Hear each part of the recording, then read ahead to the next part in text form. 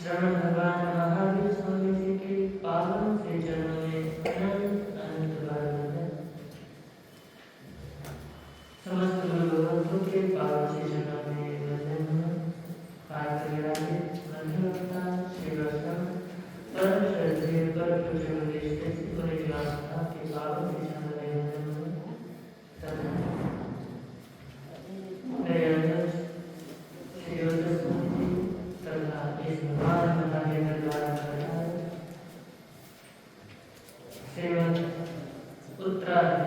शुद्ध देव की आराधना के इन बलों में जिन शासन के उपासकों एवं उपासिकाओं आप सभी का मैं हार्दिक हार्दिक स्वागत करता हूँ।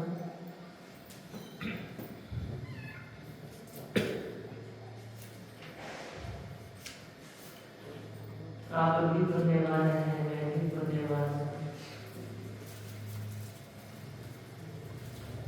अहोभाव में करते हुए अपने अपने पुण्यवानी पर नमन करते हुए ये सोचिए कि ना जाने ऐसा कौन सा जन्म हमने पाया था जिसमें हमने ऐसे सत्कार्य किए, ऐसे पुण्य कमाए, जिस पुण्य के कारण हमें प्रभु महावीर तीर्थंकर की वाणी मिली, गीता परमात्मा की वाणी मिली। नहीं तो संसार में देव अनेकों हैं, लेकिन वीतराग देव मिलना ये सबसे बड़ी बात है। तो ये हम सभी का सौभाग्य, अपने अपने सौभाग्य को सराहने और एक बार फिर वही गीत दोहराते हैं जो प्रभु महावीर की वाणी में हम दोहराते हैं। वीर प्रभु की अंतिम वाणी, वीर प्रभु की अंतिम वाणी, उत्तराधरण को खोलो, जय जिन वाणी बोलो।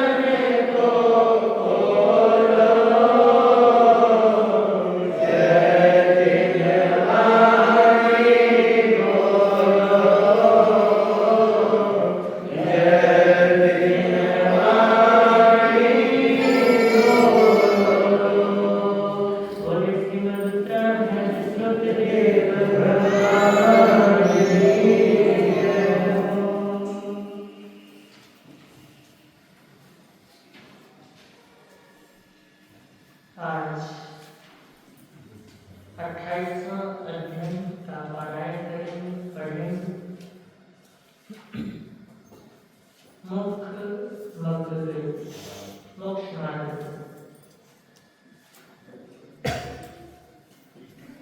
मोक्ष मग्न लक्षण सुने जिन भाष्य प्रभु कारण संयुक्त नाम दर्शन लक्षण नाम च दर्शन चेव चरित्रं च प्रभुता वेश भक्ति पन्नतो जीवे हिंगरदं सिंह नाम च दर्शनं चेव चरित्रं च प्रभुता एयं भक्तमनुपत्ता जीवा गच्छन्ति स्वर्गं तत्र पञ्चविधं ज्ञानं सूर्योपाधिनिबोधि बोधिज्ञानं तु हरियं मन्यज्ञानं च केवलम् एयं पञ्चविधं ज्ञानं सर्वाणय गुणाणय पञ्चवाणं च सर्वेषु ज्ञानं नाडीविशेषि गुणाणमसोदपं एजदपस्य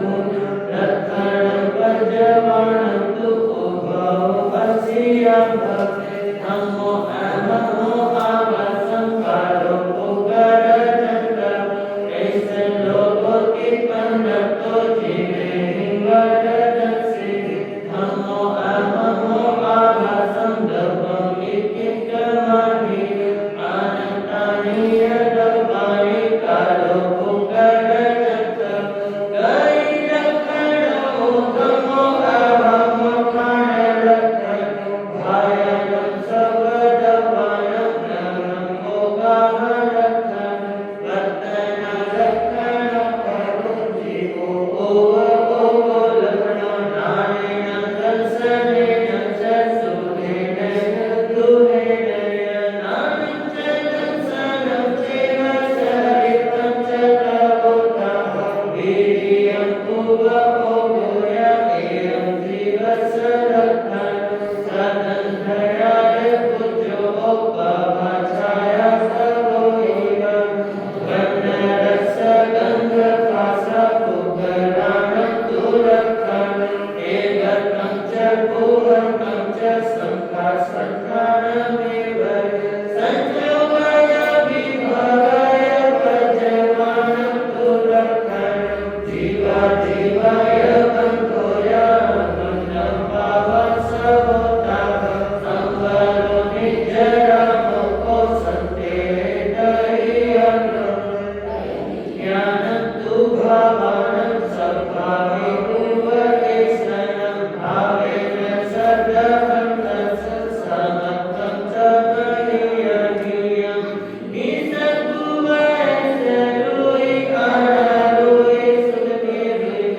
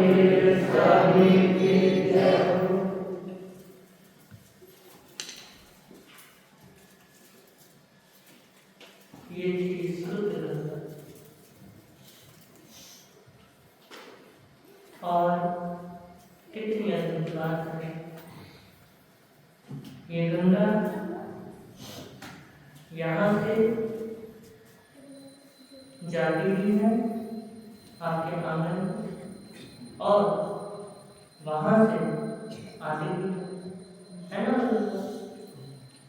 और इस गंगा में डुबकी लगाते वक्त अगर हम सभी अभिभूत हो जाए, मस्त हो जाए,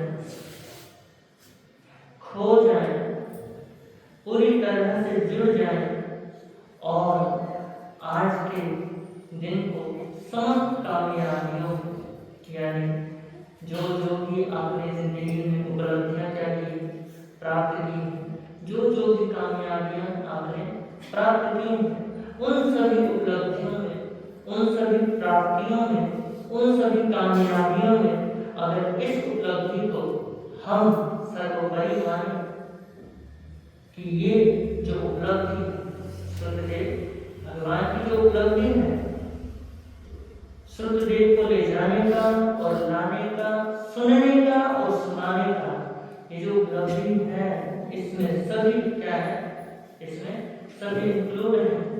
इस पवित्र धारा में हम सभी क्या है, हम सभी समाहित हैं और अगर हम सभी अभिभूत हो जाए, जुड़ जाए तो कहते हैं इस बात से बैठे बैठे हम सभी को क्या प्राप्त हो सकता है, संकल्प क्या हो सकता है, प्राप्त हो सकता है। बैठे बैठे सुनते सुनते सुनाते सुनाते, लेकिन ये कब होगा, जब इसमें रस आने लगेगा, क्या आने लगेगा, जब इसमें रस आने लगेगा, जब हम इससे पूर्णतः क्या हो जाएंगे, पूर्णतः जुड़ जाएंगे। तो लीजिए आज है 28वां अध्याय, बड़ा प्यारा अध्याय,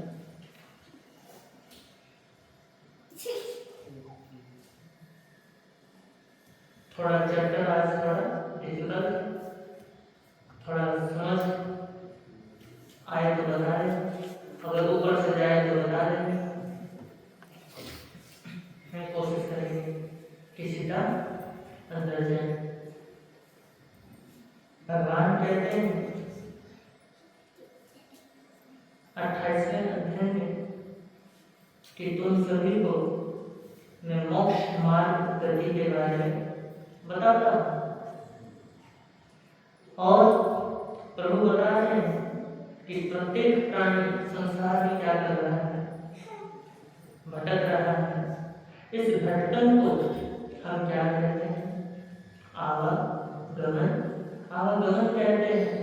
जन्म मरण को क्या कहते हैं, आवागमन कहते हैं।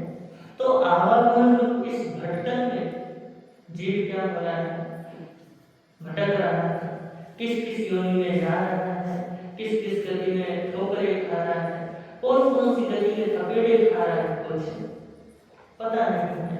और कब तक घूमता रहेगा, कब तक इन गतियों में चक्कर लगाता रहेगा, कब तक संसार में आता रहेगा, कब तक देवलोक में जाता रहेगा, कब तक क्लेंच में जाएगा, कब तक नरक में जाएगा, इसके बारे में कुछ पता नहीं, यह किसी को भी ज्ञात नहीं।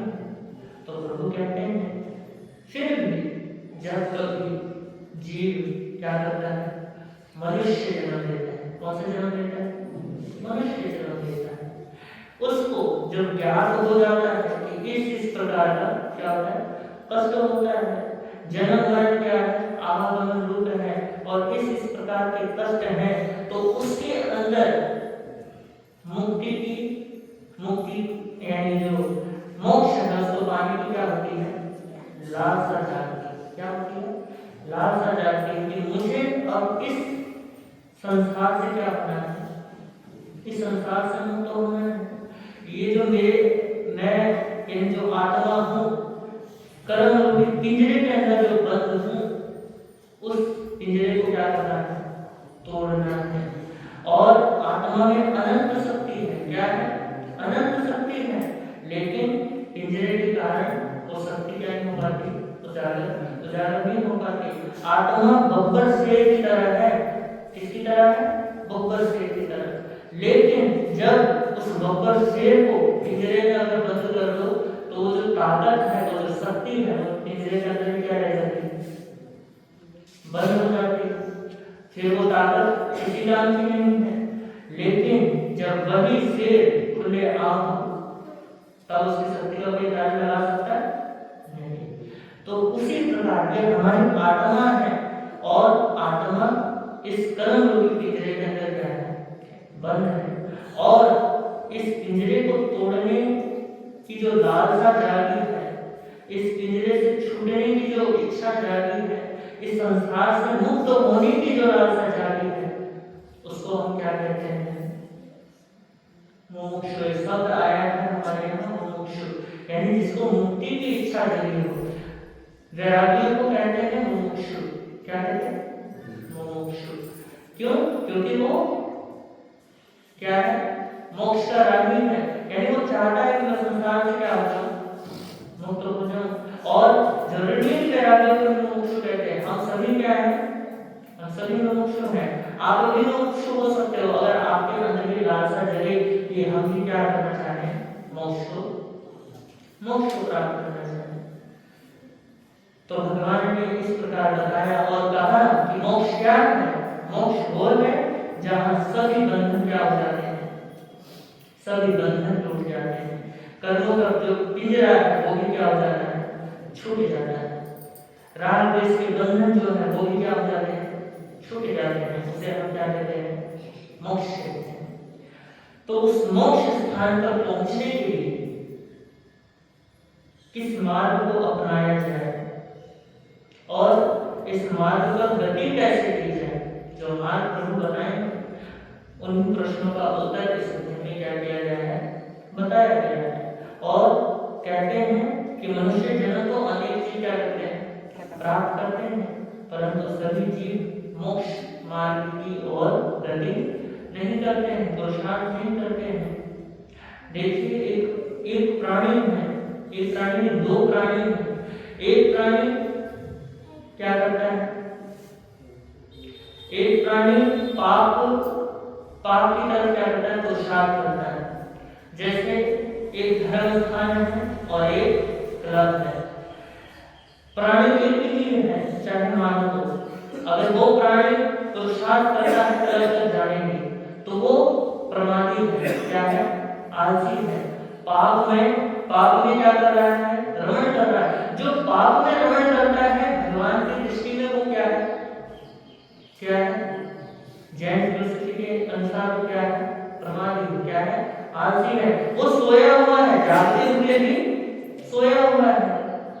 और अगर वही व्यक्ति धर्म स्थान के लिए क्या करे, पुरुषार्थ करे, धर्म के लिए पुरुषार्थ करे, वही क्या है, अप्रमादी है, वही क्या है, समय फ्री है।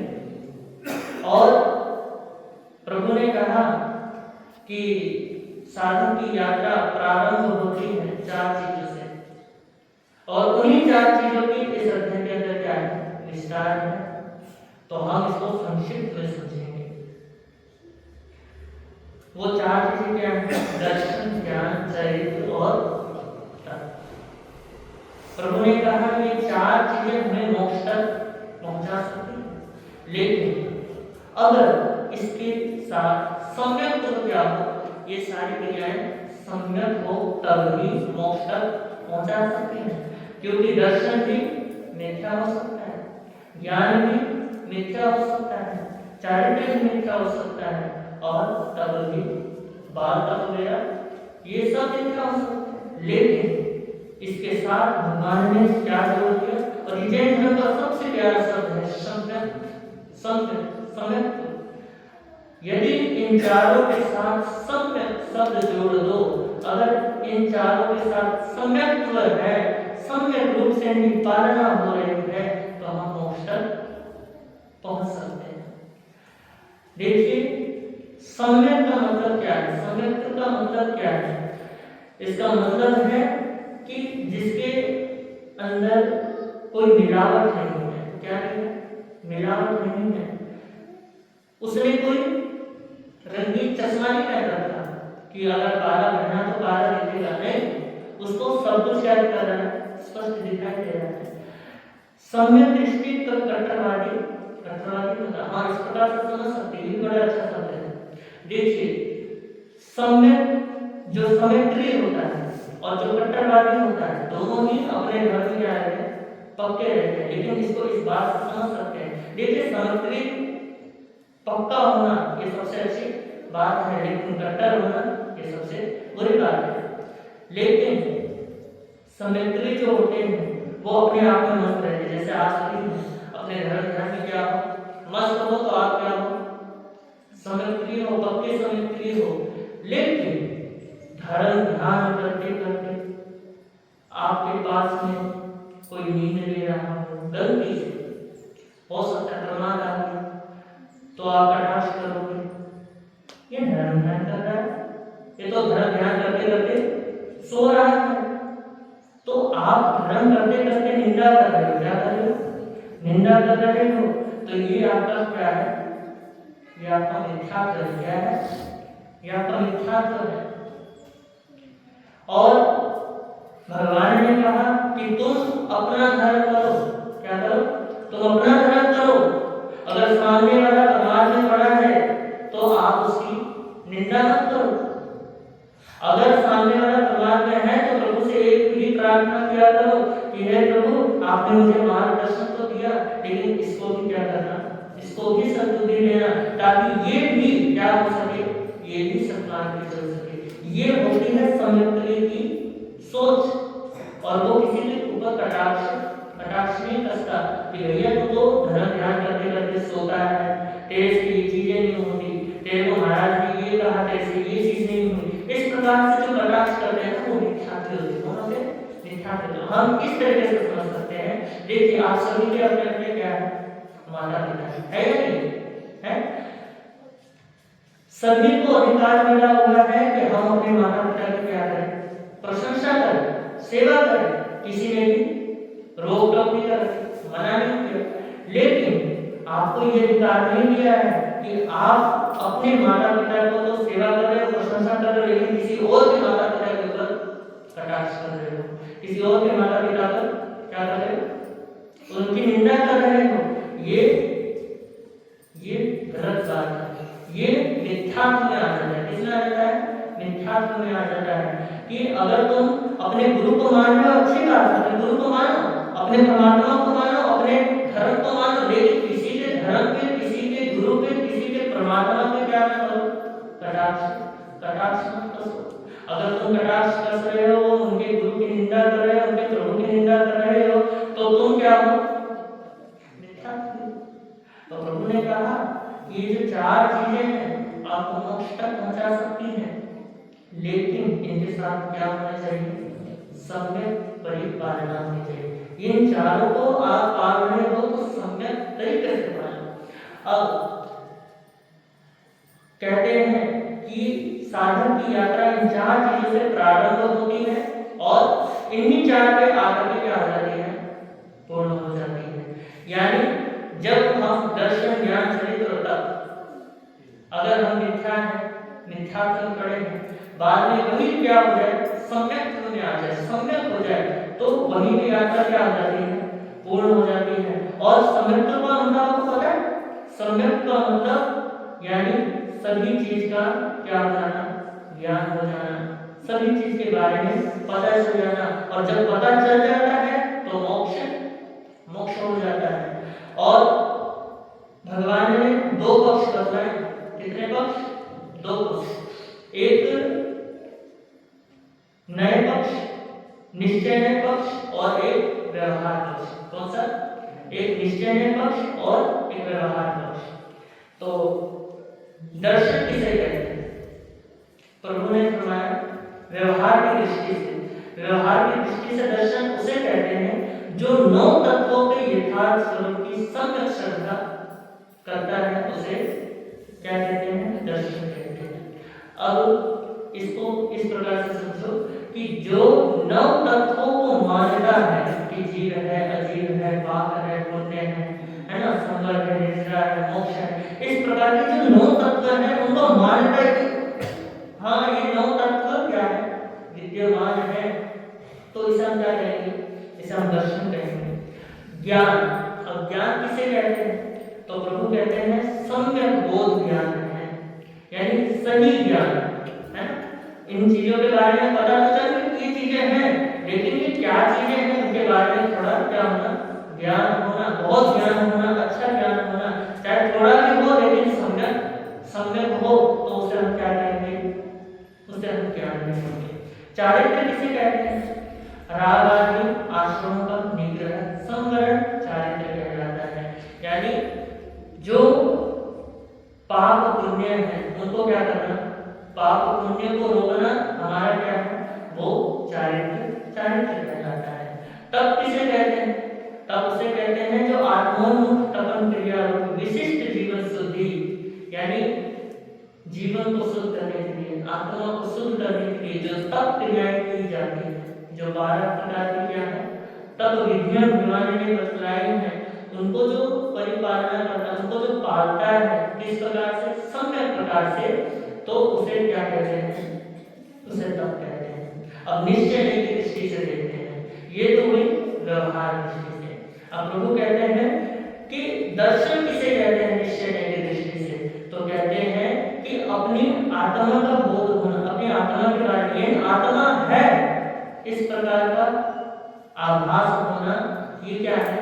ये दर्शन है। अब ज्ञान किसे कहते हैं?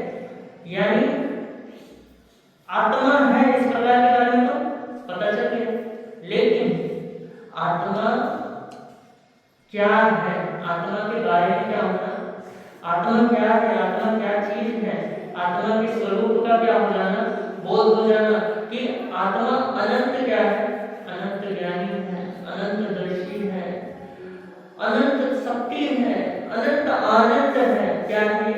आत्मा का स्वरूप है, आत्मा के बारे में जानना। फिर चारित्र किसे कहते हैं? तो स्वयं की स्वयं में संलीनता, यानी जब स्वरूप बोध हो गया, ज्ञान हो गया कि आत्मा ही हमारा क्या है? सच्चा मित्र है और आत्मा में भी शक्तियां हैं, तो उसे बोध होता है। तो चारित्र यानी फिर वो अपनी आत्मा में क्या करता है? रमण करता है। क्या करता है? आत्मा में रमण करता है, बाहरी चीजों को छोड़ देता है, वो फिर अंदर आने लगता है। उसे हम क्या कहते हैं? उसे हम चारित्र कहते हैं। और तब किसे कहते हैं? जो इच्छा निरोध करे, यानी जब उसको ज्ञान हो जाता है, जब वो अंदर आने लगता है, तो उसको इच्छाएं क्या होने लगती हैं? उसकी इच्छाएं खत्म होने लगती हैं। संसार की चीजें उन्हें अच्छी नहीं लगती, यानी और अच्छी, वो तो अलग बात हो गई। अच्छी का मतलब उनको किसी चीज की इच्छा ही नहीं होती, यानी उनके लिए सब कुछ क्या हो जाता है? बराबर हो जाता है। कई बार हम कह देते हैं ना कि ये चीज मेरी, तो उनके अंदर ये चीजें नहीं होती। इनके अंदर जो समयक्रिय होते हैं वो ये सोचते हैं कि चलो जी हमारा पुण्य है, क्या है? हमारा पुण्य है, पुण्य के प्रभाव से हमारे पास धन है, दौलत है और धर्म भी है। और बालकों ने कहा, बच्चों ने कहा कि पिताजी हम क्या कर लेते हैं? घर बना लेते हैं। घर भी बना लिया, लेकिन उसके समक्ष, उसके मन में, उसके अंदर ये बात चलती रहती है कि भैया घर तो बना लिया है, लेकिन ये घर मेरा नहीं है, इसके अंदर तो मैं क्या हूँ? अतिथि हूँ। और जिस दिन बुलावा आएगा तो ये शरीर रूपी जो घर है ना, इसको भी क्या करना पड़ेगा? इसको भी छोड़ के जाना पड़ेगा। तो इस प्रकार से उस समयक्रिय के अंदर क्या आते हैं? भाव आते हैं और इच्छा निरोध, यानी संसार की चीजें उसको चाहिए भी नहीं होती है। तो ये है तप, यानी अपने तप के द्वारा उन सबको क्या कर देना? आत्म ध्यान के द्वारा उन चीजों को कम कर देना। तो इसके बाद क्या होता है? जब ये चीजें हो जाती हैं, जब स्वयं में रमण कर जाता है, तो उसको क्या हो जाता है? मोक्ष, उसको मोक्ष हो जाता है। जब ये चारों चीजें यहाँ तक पहुंच जाती हैं, जब वो आत्मा में खो जाता है, तो उसको केवल ज्ञान हो जाता है, केवल ज्ञान से फिर मोक्ष हो जाता है। जब मोक्ष हो जाता है तो फिर निर्वाण हो जाता है। तो इस प्रकार से भगवान ने ये 4 प्रकार की चीजें बताई हैं और सम्यक्त्वी की 8 रुचियां बताई हैं। कितनी रुचियां बताई हैं? 8 रुचियां बताई हैं, क्योंकि रुचियां भी कई प्रकार की होती हैं, अच्छी भी होती हैं, बुरी भी होती हैं। देखिए, अगर किसी की प्रशंसा हो रही हो, है, आजकल की स्थितियां ऐसी बन चुकी हैं, अगर किसी की प्रशंसा हो रही हो तो मुंह मार लेते हैं, क्या बात कर रहे हो, ऐसी भी बात होती है। लेकिन अगर धीरे धीरे कोने में कोई किसी की निंदा कर रहा हो, अगर बैठे यहाँ हो, निंदा हो रही वहां हो, बोले क्या बताया तुमने, क्या बताया तुमने इसके बारे में, इस प्रकार की रुचियां आजकल क्या हो चुकी है, रुचियां हो चुकी है। तो इस प्रकार की रुचियों को छोड़ना हमें क्या करना चाहिए, छोड़ना चाहिए। तो भगवान ने 10 प्रकार की क्या बताई है, रुचियां बताई है।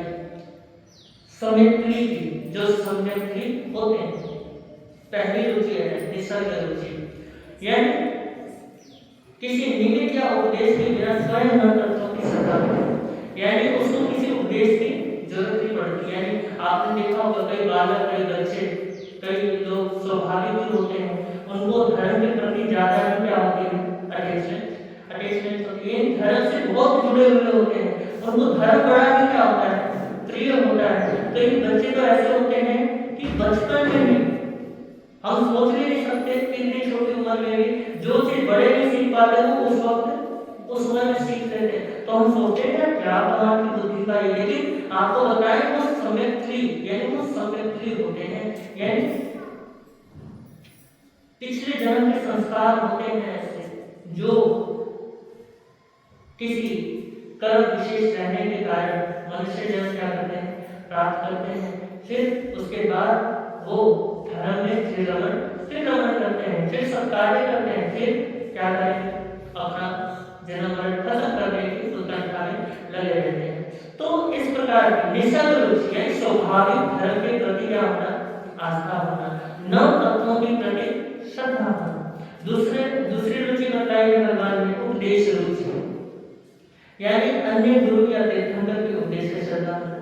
जो सम्यक भी होगा वो ये नहीं देखेगा कि तेरा मत का संत आया है, या मध्य मार्गी का संत आया है, या दिगंबर संत आया है, या स्थानिकवासी संत आया है।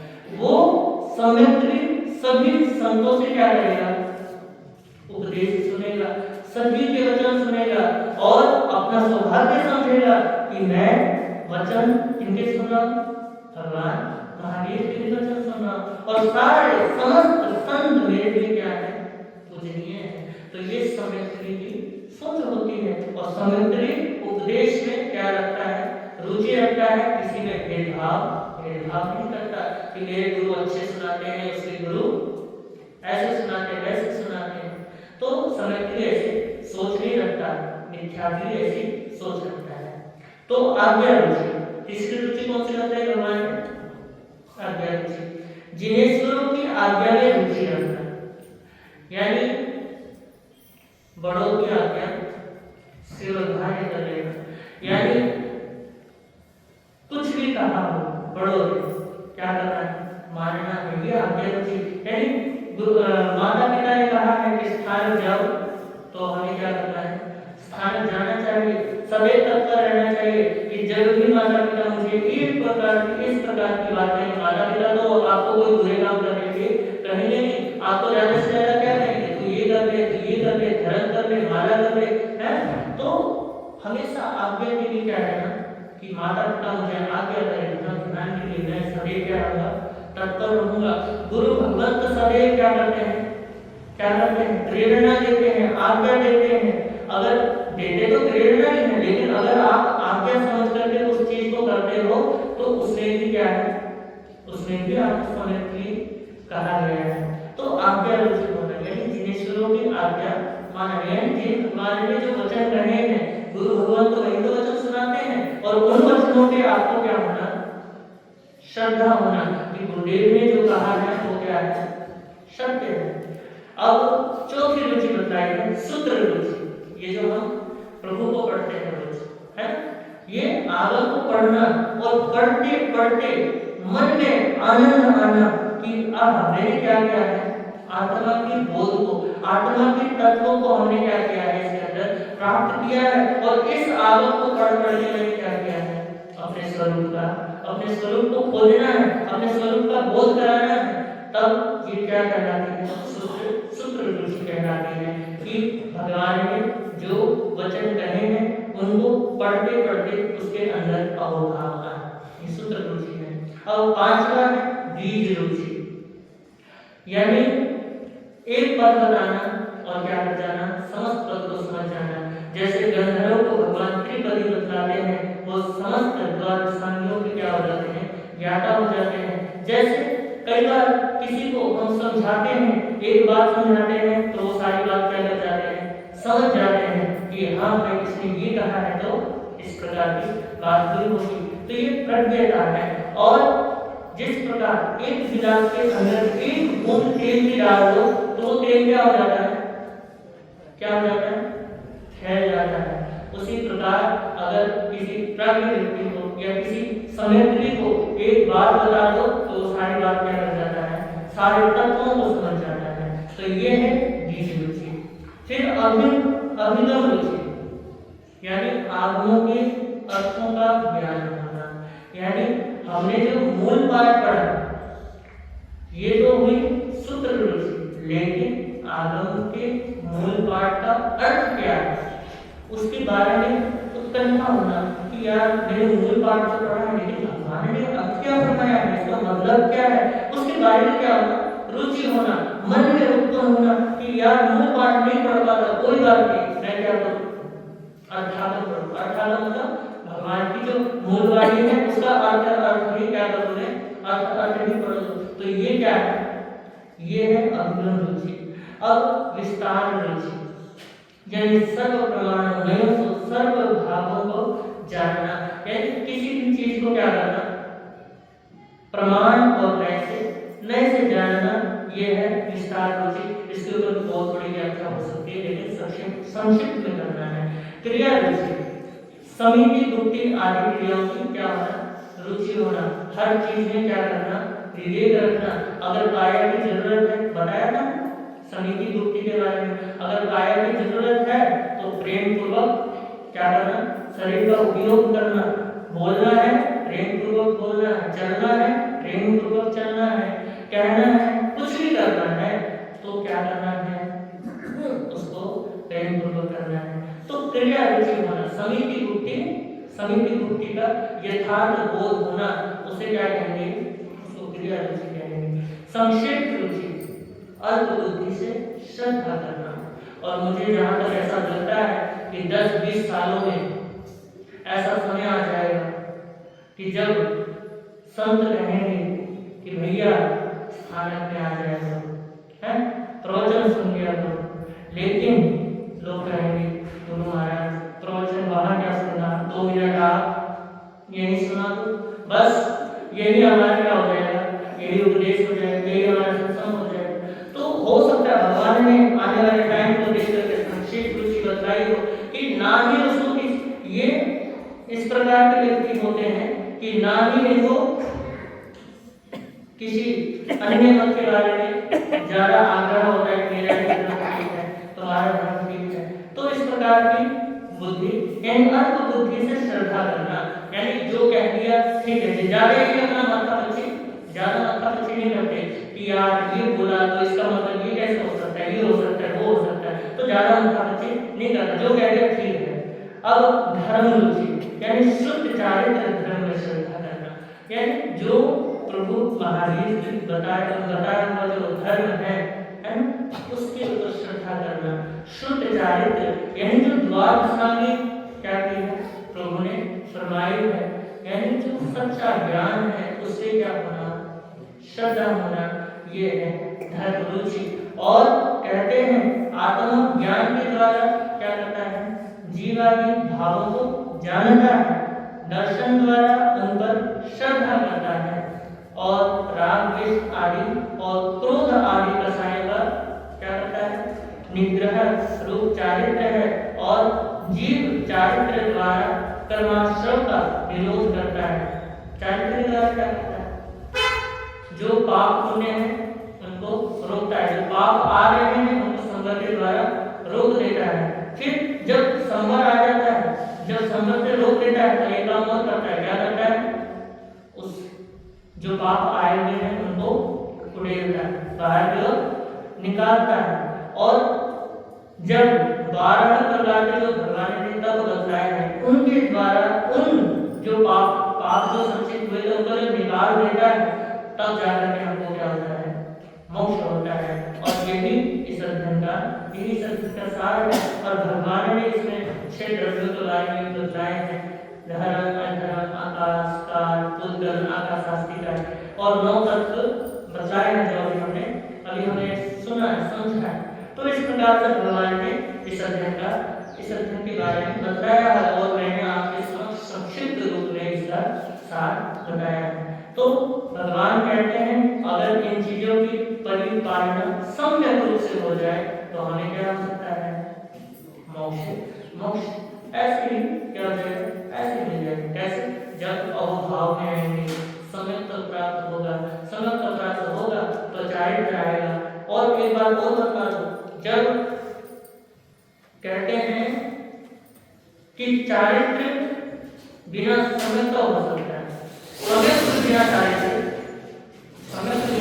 नहीं हो सकता। जैसे मरुदेवी माता, उन्होंने चारित्र लिया नहीं लिया था, लेकिन समय का विराट मोक्ष प्राप्त कर लिया। तो उसी प्रकार यानी हम साधु बन जाए, लेकिन अगर साधु बन गए कोई बात नहीं, लेकिन अगर हमारे अंदर समय भी ना हो तो हम साधु किसी बात के नहीं है। तो साधु भी तभी बनते हैं जब हमारे अंदर सम्यक्त्व आता है और अहोभाव आता है, तब जाकर के हम क्या बनते हैं, साधु बनते हैं। तो ये बात थी और ये इस अध्ययन का सार हुआ। अब चलते हैं इसकी गीतिका।